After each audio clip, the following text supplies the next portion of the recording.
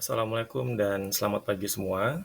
Perkenalkan saya Abdi Sukma, mahasiswa Pendidikan Olahraga Pasca Sarjana Universitas Negeri Medan. Yang saya hormati Bapak Dr. Nurman Hasibuan, SPD MOr, selaku dosen pengampu mata kuliah Azas dan Filsafat Olahraga, serta rekan-rekan sekalian di kelas A Pendidikan Olahraga Pasca Sarjana Unimed. Hari ini saya akan membahas tentang sebuah topik yang sangat relevan dan krusial tentunya, yaitu problem dan isu-isu yang dihadapi dalam dunia olahraga. Di tengah berbagai kemajuan dan pencapaian yang luar biasa dalam bidang olahraga, kita juga tidak dapat menafikan dan mengabaikan tantangan yang mengintai, seperti masalah kesehatan, mental atlet, praktik doping, ketidaksetaraan akses terhadap fasilitas olahraga, dan tentunya masih banyak lagi lainnya. Nah, jadi, ayo mari sama-sama kita telusuri bersama bagaimana isu-isu ini berdampak pada individu, masyarakat, dan integritas olahraga itu sendiri. Isu yang berkembang pertama adalah doping. Doping ini seperti kita ketahui adalah sebuah zat peningkatan performa secara ilegal. Doping ini memang menjadi masalah serius dalam dunia olahraga. Penggunaan doping tidak hanya merusak integritas olahraga dengan memberikan keuntungan yang tidak adil, tapi juga membahayakan kesehatan fisik dan mental atlet itu sendiri.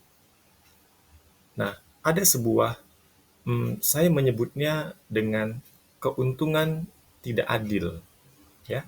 Saya menyebutnya dengan keuntungan tidak adil. Doping memberikan atlet keuntungan fisik atau psikologis yang tidak dapat dicapai melalui latihan dan persiapan yang normal.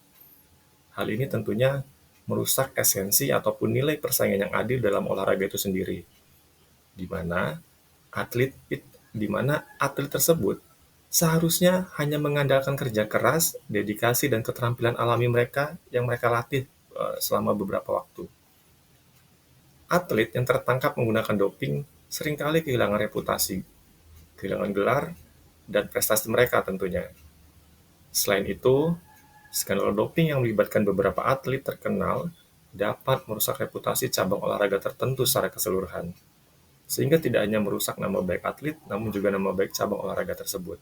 Sehingga terjadi pada menurunnya tingkat penonton beberapa cabang olahraga yang atletnya mengalami doping. Nah, olahraga yang sering dikaitkan dengan doping dapat kehilangan kepercayaan publik dan penggemar. Lalu bagaimana solusinya terkait dengan doping ini?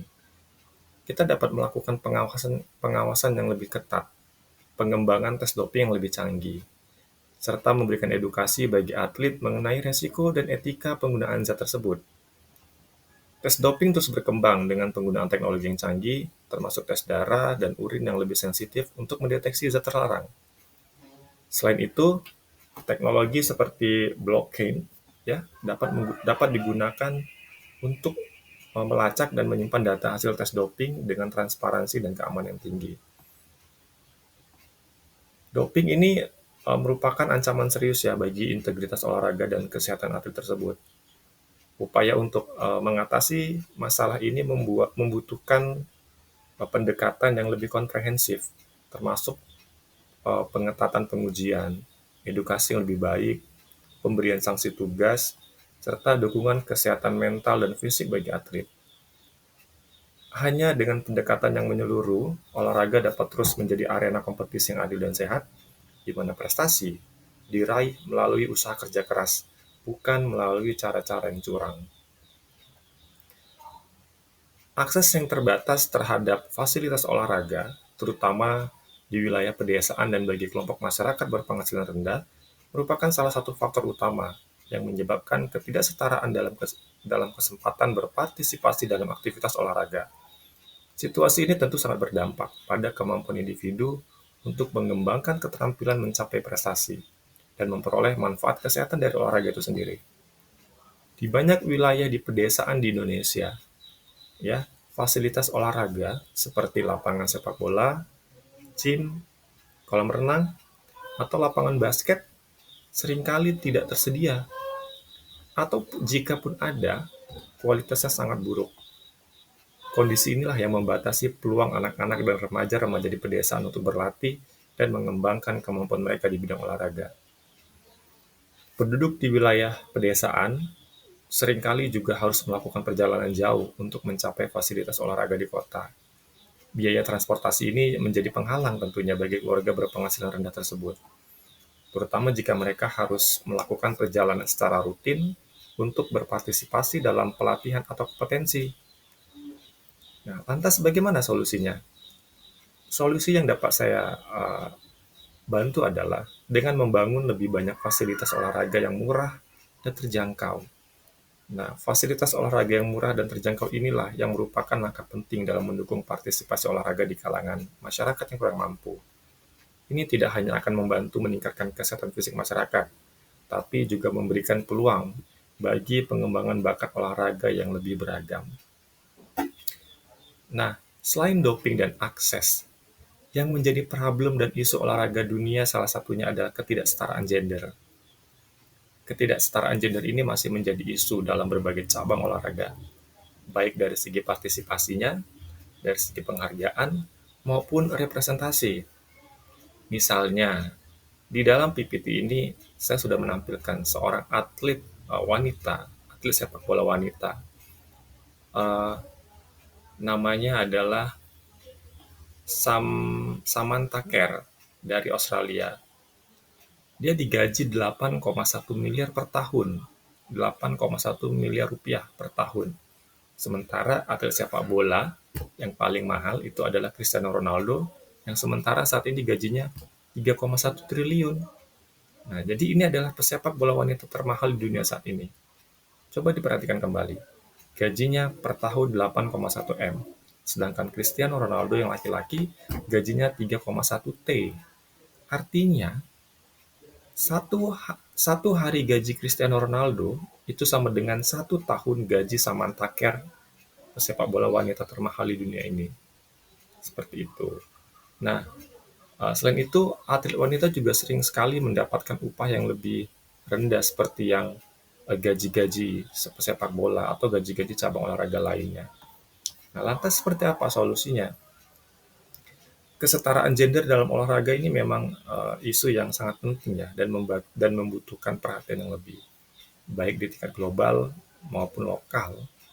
Meskipun telah ada beberapa kemajuan dalam beberapa dekade terakhir, banyak tantangan masih ada dalam mencapai kesetaraan gender yang sebenarnya.